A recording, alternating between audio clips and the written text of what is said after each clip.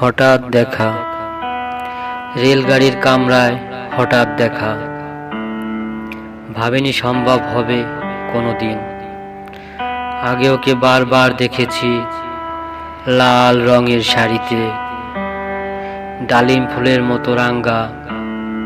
আজ পরেছে কালো রেশমের কাপড়, আঁচল তুলেছে মাথায়, দোলন চাপার মতো চিকন গৌর মুখখানি ঘিরে।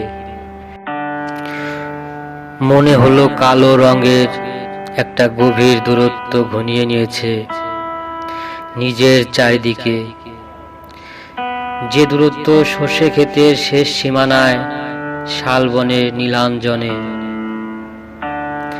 থমকে গেল আমার সমস্ত মনটা। চেনা লোককে দেখলেন অচেনার গাম্ভীর্যে। হঠাৎ খবরের কাগজ ফেলে দিয়ে আমাকে করলে নমস্কার। সমাজ বিধির পথ গেল খুলে, আলাপ করলেন শুরু। কেমন আছো, কেমন চলছে সংসার ইত্যাদি। সে রইল জানালার বাইরের দিকে চেয়ে, যেন কাছের দিনের ছোঁয়াছো পার হওয়া চাহনিতে।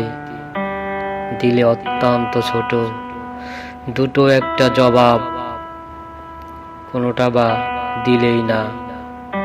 বুঝিয়ে দিলে হাতের অস্থিরতায় কেন এসব কথা। এর চেয়ে অনেক ভালো চুপ করে থাকা।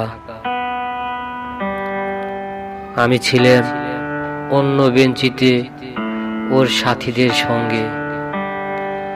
এক সময়ে আঙ্গুল নেড়ে জানালে কাছে আসতে।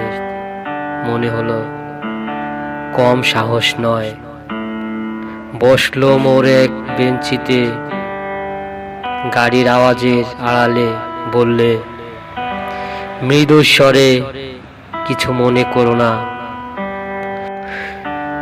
সময় কোথা সময় নষ্ট করবার, আমাকে নামতে হবে পরের স্টেশনেই। দূরে যাবে তুমি, তাই যে প্রশ্নটার জবাব এতকাল থেমে আছে শুনবো তোমার মুখে। সত্য করে বলবে তো? আমি বললাম বলবো। বাইরের আকাশের দিকে তাকিয়ে শুধলো আমার গেছে যেদিন। একেবারেই কি গেছে, কিছুই কি নেই বাকি। একটুকু রইলেন চুপ করে, তারপর বললেন রাতের সব তারা আছে দিনের আলোর গভীরে। খটকা লাগলো, কি জানি বানিয়ে বললেন নাকি। ও বললে থাক, এখন যাও ওদিকে। সবাই নেমে গেল পরের স্টেশনে, আমি চললাম একা।